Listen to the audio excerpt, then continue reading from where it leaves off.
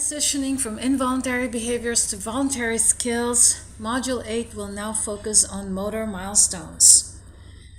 We think of motor milestones in terms of the locomotor skills and manipulation skills that an infant will acquire within that first year. However, one cannot discuss either without first understanding the importance of stability.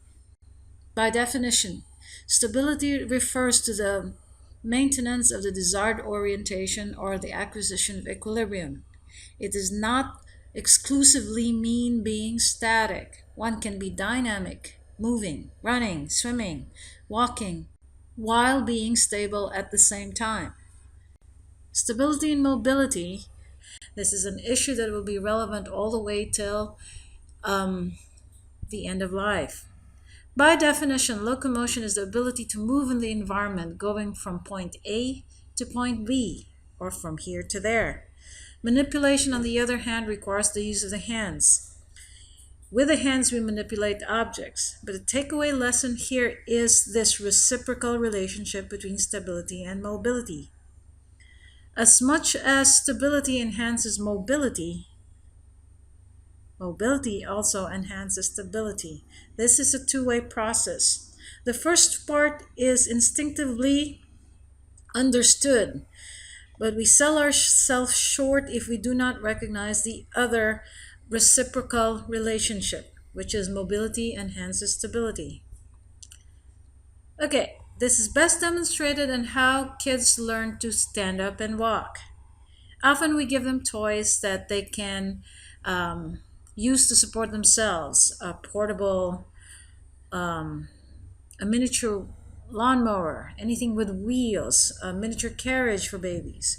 The minute we ask them to hold on to one of these toys, all of a sudden they go from not having a lot of skill to a level of precocity. In other words, we give them that little nudge of stability, it frees them up to move about. Well, the same principle applies in a clinical way. For either the injured athlete or those afflicted with stroke or perhaps cerebral palsy, the idea that recovery does not necessarily happen synchronously. One has to keep moving even if they don't have full strength right away. So what does the clinician do? In terms of providing an environment that is supportive, we use whatever means there is to stabilize and maybe let them use not 100% body weight, but if they can carry about 30, 40, 50, 60% of their body weight, as long as they're moving, it kind of helps them out. In other words, the fact that somebody is moving, it is a reciprocal process that they're also able to stabilize themselves. In terms of the big picture, as we look at these motor milestones, really what we're interested in is how we start from this flexor-toned newborn who does nothing but sleep and stay in bed to fast forward 12 months later is the same kid that will be standing and walking and wreaking havoc all over the place, to the chagrin of the parents. Bottom line is here, it starts with head control. Remember that you were asked to understand the term cephalocaudal. Anatomically, it means head to tail. In the first month, is there a lot of head control yet? None. What happens is only by the second month is the infant, at least approximately, it's not written in stone, everybody will follow a different developmental schedule, but approximately based on averages, by about 2 months, infants are able to elevate their head from prone. Then at about 2 to 3 months, they begin to move their head in a way that is controllable towards the right and towards the left. As they acquire more skills, the more challenging ones, which is what happens when they have to elevate their head on supine. So it will take a bit longer, so this does not occur until about 5 months of age. Here we have an infant sitting. What I want you to look at is the fact that the back is very, very straight. If I were to ask you to estimate the age of this kid, you will understand the relationship between behavior and development. What they do, what they exhibit, what skill they show is indicative of, it's predictive.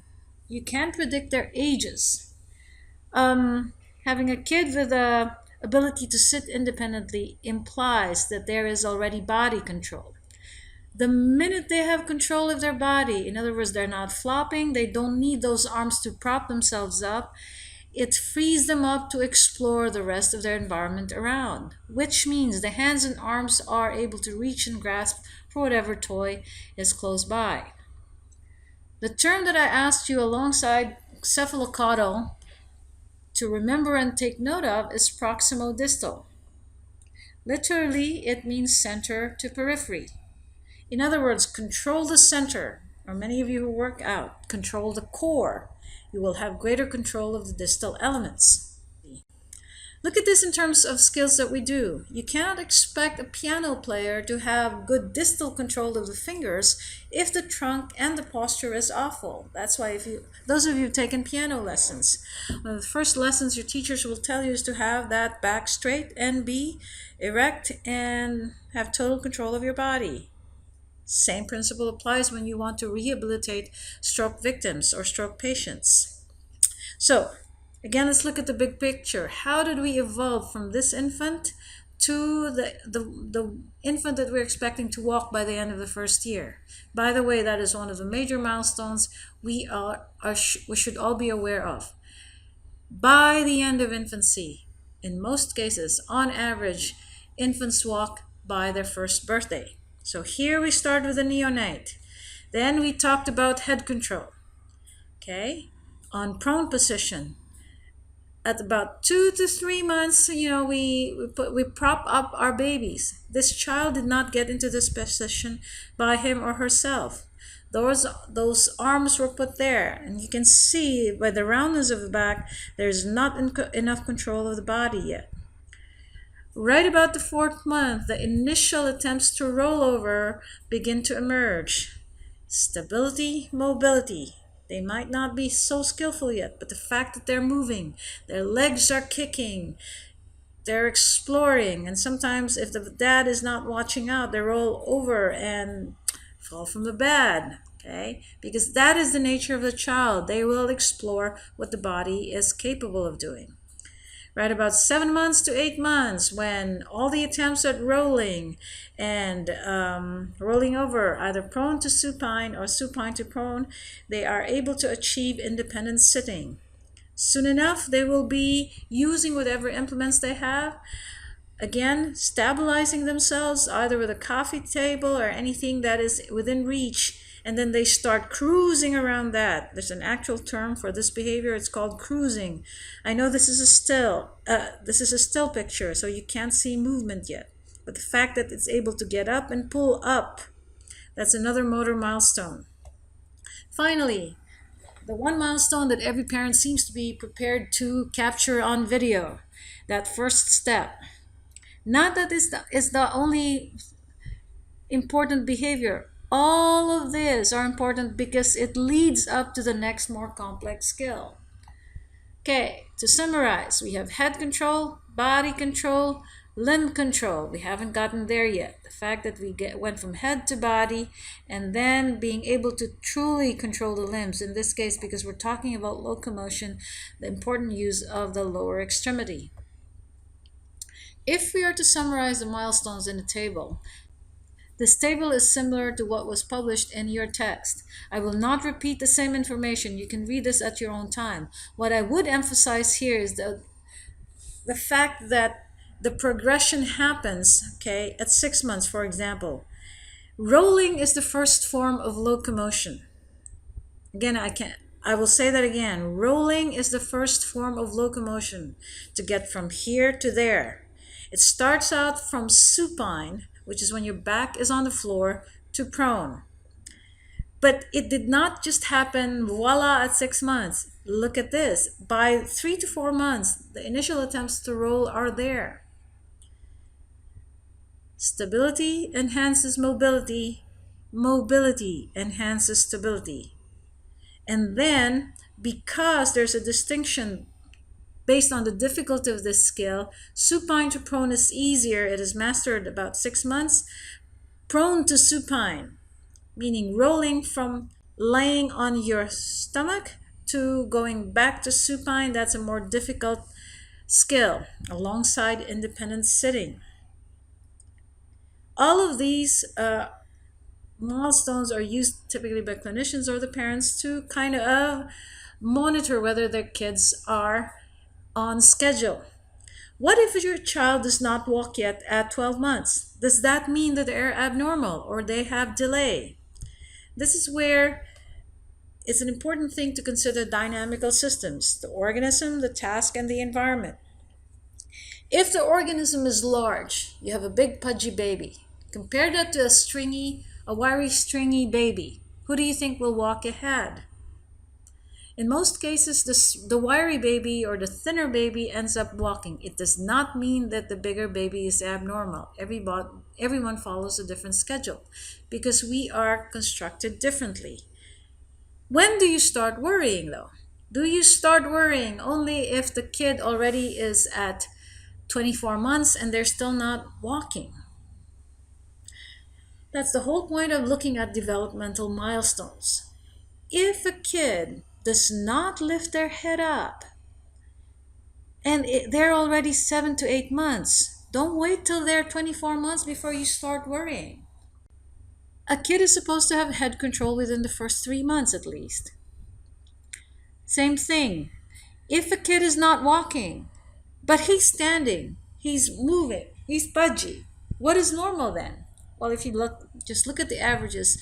We said that by and large, the baby walks during his first birthday, but that is within a certain range. Are there some babies who walk earlier? 9 months? Sure. Are there some babies who walk later? On average, at least in terms of a range, possibilities for normal babies, some of them walk by about 17 months. So it is with a careful look at consideration of the organism, the task, and the environment. Well, how does task figure in? In certain cultures, some infants are not allowed to creep and crawl. Do you think they have the same amount of practice being able to use their lower extremities? In other cultures, some babies are carried a lot by their parents, some on their backs. Do they follow the same developmental schedule? What about blind babies? Do blind babies also lift their heads up at 2 months? Not likely. Think about this kid. They lift their head up because there must be something pretty to look at. There is motivation there. They hear a sound, they hear mom's voice, they look up. Okay? But blind babies are known to follow a different developmental schedule. They're typically behind by at least, they don't walk at 12 months for sure.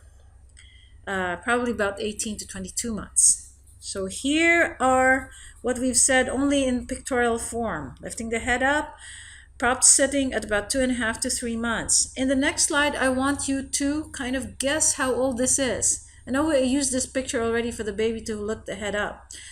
This is the same baby, but now, as I said, the behavior is indicative of the age. This baby is already pushing himself up. Look at how high that head up and look at the propped arm as he pushes up. Give an estimate of the age of this baby. Have done so? Here is that number. On hands, 5 months.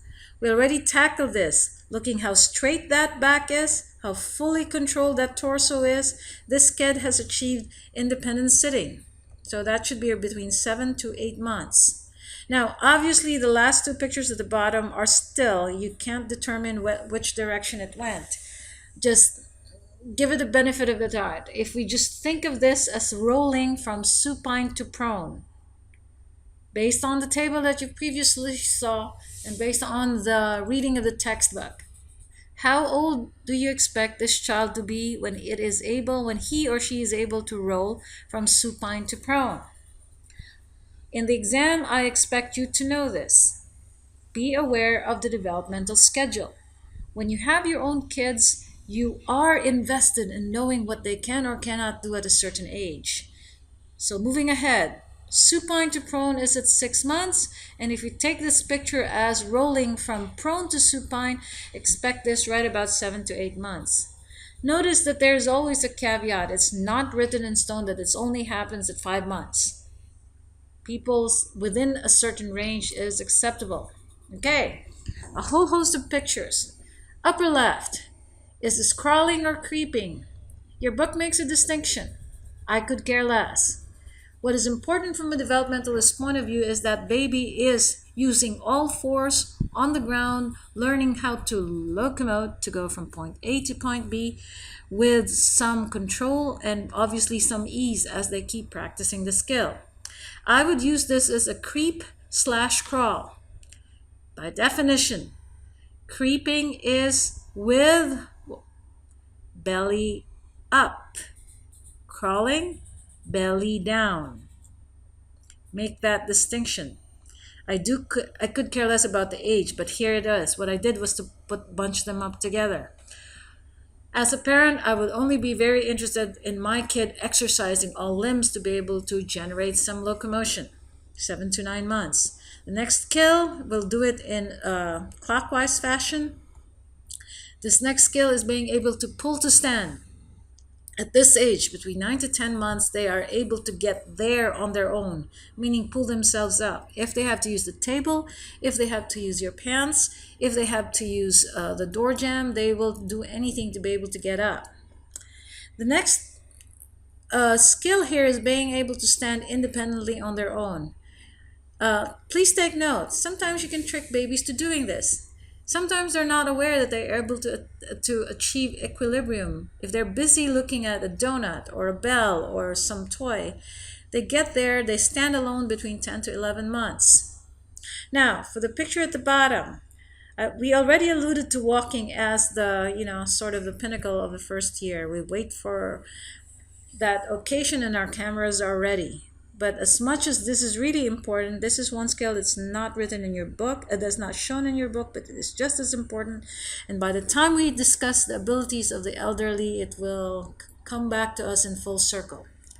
This is the first step, and here we go. It is universally known as the squat and reach. It is a difficult skill if you look at kids when they're just learning this because they want to reach out for their toys. They will squat, and if they have no control, very often they end up on their tush, on their derrière. So, with a lot of trial and error and several attempts, they learn to master it. But think about the conditions that the elderly will be faced as they get older and as their muscles start to get weaker. The one thing that's very clear, this is the behavior, same word, squat and reach, that they first to go by the time you are, 85, 90, 95. Okay, in the chronology of milestones, I will not repeat everything that was there. It is in your book. What I want you to kind of just take away from all of this are the general principles of cephalocaudal. And as we transition to discussing manipulation, you do know that there is the next thing called what?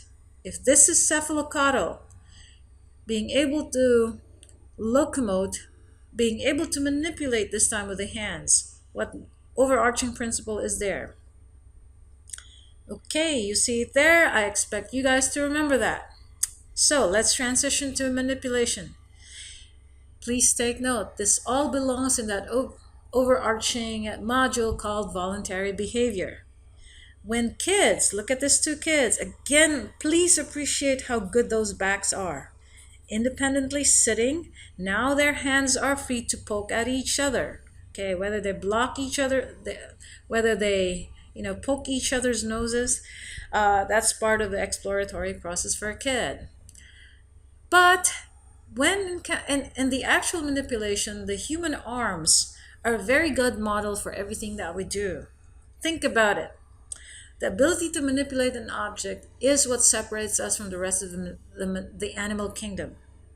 We are able to fashion, mold, use our hands to actually do work. Our human hands are the basic models for what your robots do. So basically, how do we do it? In a three-step process to being able to reach out and grasp something, the first phase is called the transport phase, or some people call it the reach phase. Second phase is the home in phase.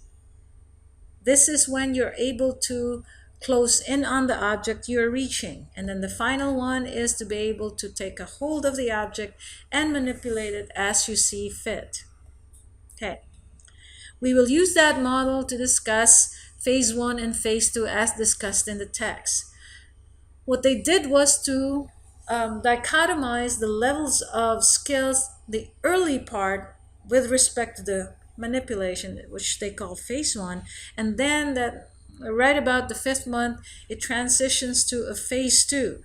Okay, let's look at this. Phase 1. What characterizes the early reaches and grasp of children is the fact that they eliminate that middle step called home in. In other words, swatting and being able to grasp is not refined because they are simultaneous. You cannot separate the three-step process in its compartments. There's no home in. What allows them to grasp is actually, may I remind you, the reflexes. You've just finished a module on that.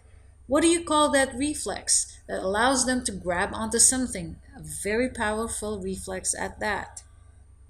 Recall your palmar grasp reflex. During phase 1, because they are in a serial mode, they do things one at a time, one-handed. There's no coordination between the left and right hands. What the one hand does, it has nothing to do with what the other does, if it's even doing something. Here we start introducing the idea, the role of the visual system. Very often when children reach, there is that element of beginning the reach because they saw something. Unlike adults, observe how you do your own stuff. You know exactly where that Coke bottle was or Coke can was when you were watching TV. You did not see where it is before you could reach it. So that's a different, more sophisticated mechanism that we already know as adults. But we're talking about an infant here. Visual initiation. There are very specific visual mechanisms that triggers all of this. It's what we call a saccade. Saccade is a ballistic type of vision. In other words, the ability to jump from one point to another visually. That's what you call a saccade. That initiates the reach. And everything else follows from the ability to look at the object first and then grasp it. So here it's initiated by vision, and then the control of the grasp is initiated by seeing the object. Right about 5th month, something happens. It doesn't happen voila, instantaneously, but the infant developing leads up to that. Finally, there is that compartmentalization where you can definitely see where the reach happens. By the way, by definition of the reach, it is that first sweeping movement where you bring the arm within the vicinity of the object that you're trying to grasp. The home in phase is the actual shaping of the hand relative to the size and shape of the object. Grasp is the actual contact with the object. Contact and keeping. So, having defined that, it is wonderful to see this in kids where you literally see a different mechanism because they're refining it. It's not just a sloppy flailing of the arms and swatting. It's an actual smooth flow of the hand and then home in and grasp. Right about 5, 6, 7 months, they learn to coordinate two-handed reaching. How many times have you seen a kid when they're starting to develop that arm motion, they actually want to handle 2 donuts at the same time? Okay? But the two-handed reaching also could be two-handed manipulation. In other words, you start looking at coordinating, for example, screwdriver and the screw. And you give them all sorts of toys, the nut and the bolt. Okay, obviously you don't expect a child to tie their shoelaces yet, not during infancy, but the beginnings of all of that two-handed coordination are seen in the two-handed reach. Okay, recall saccade, recall visual initiation. That never went away. It's there and it's just getting better. But add to that is visual guidance. So whereas ballistic vision was initiated by the eye's ability to jump from one point to the other, now visual capability increases exponentially, where this time it's not simply being able to go flit from one point to the other, but actually maintain focus. You guide what it is you do. If you're screwing that bottle top, your eyes lock in with that gaze and, continue on with that job, correcting for errors in case things don't go your way. If you look at the toys that we give to kids, it's all about shooting some hoop somewhere else and manipulating it in that base. So visual initiation, still there, but now you add visual guidance. And as they get better at it, the skin, the tactile control of the grasp, the ability to differentiate between soft, smooth, hard, nubby objects, that's why we give all sorts of toys to our kids.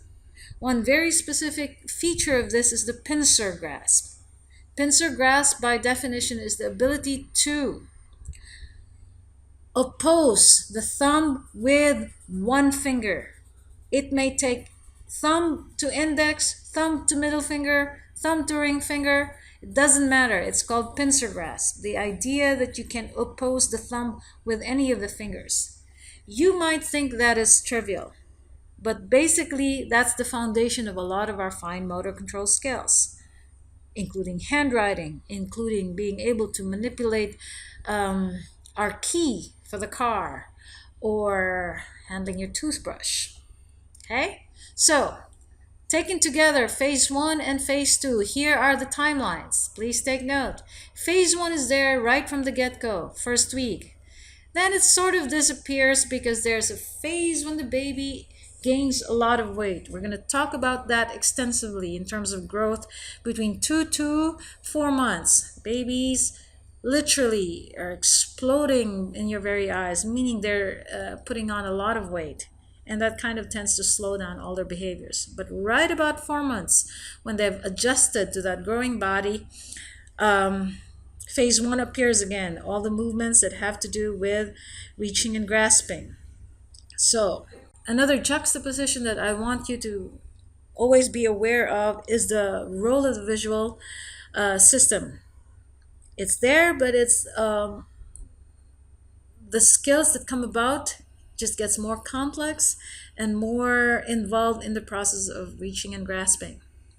So like in locomotion, I will not replicate everything.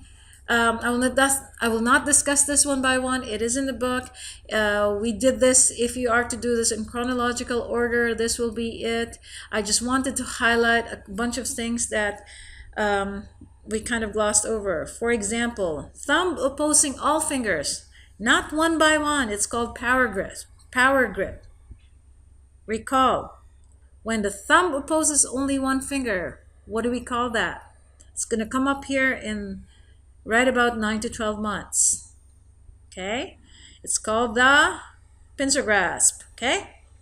So, that in a nutshell is manipulation milestones. They get better, they receive more toys, they're beginning to coordinate their hand function with those toys. More importantly, all the nuances of adjusting to force, to surface, to tactile stimuli, to bearing weight, all of that comes to fore. To summarize, if you look at it from the big picture, all kids, all adults, we're reaching and grasping. What underlies all of it? It's a coordination of both the visual system and the musculature. Okay, we have to have eye-hand coordination. But I'm introducing another word here, haptic development. For all of that, we have to physically touch it. So the visual system and the musculature, they usher in that phase where we control the arm so that we can bring it to the vicinity or the approximate location of that object we want to reach. But as things get refined, we start to make nuances during the home in and grasp. In other words, you are not going to approach a wine glass the same way you approach a beach ball.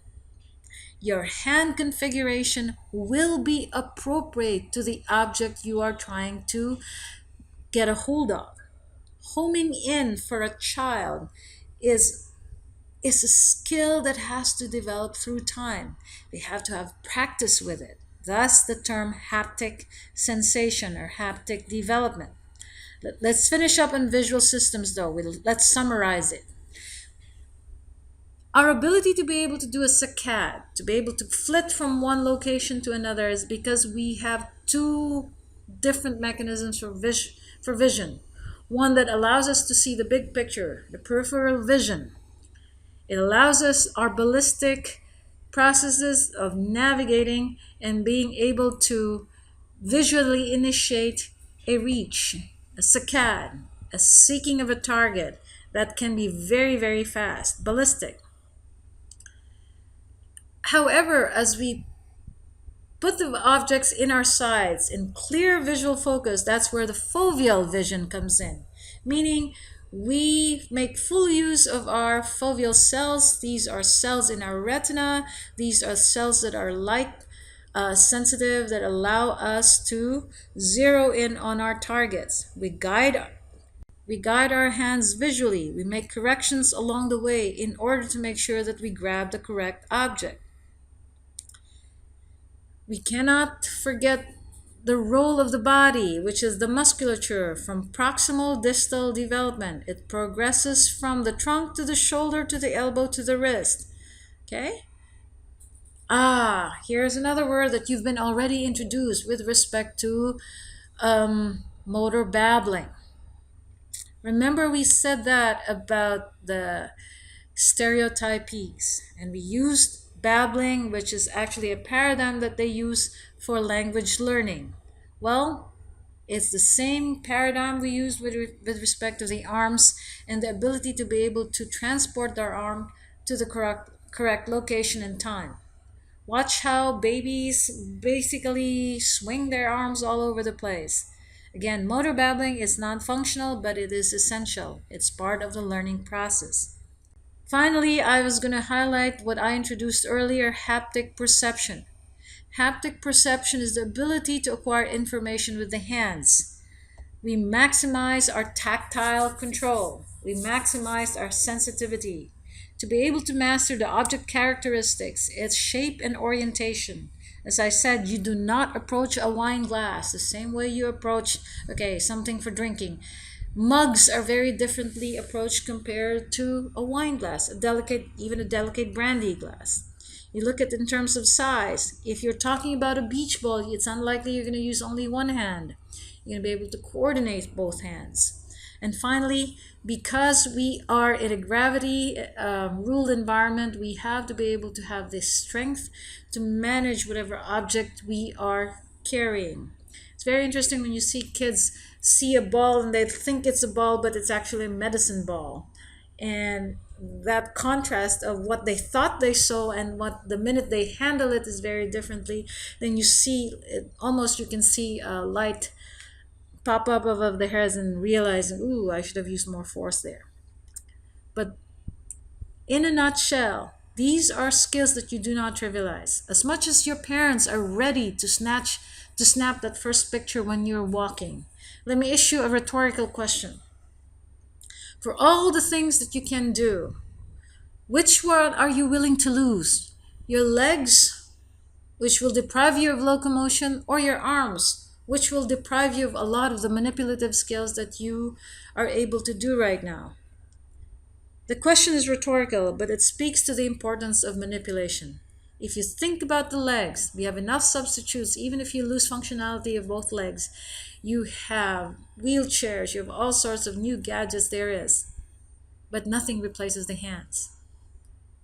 The hand is one complex construction that not quite the engineers have yet to solve in full.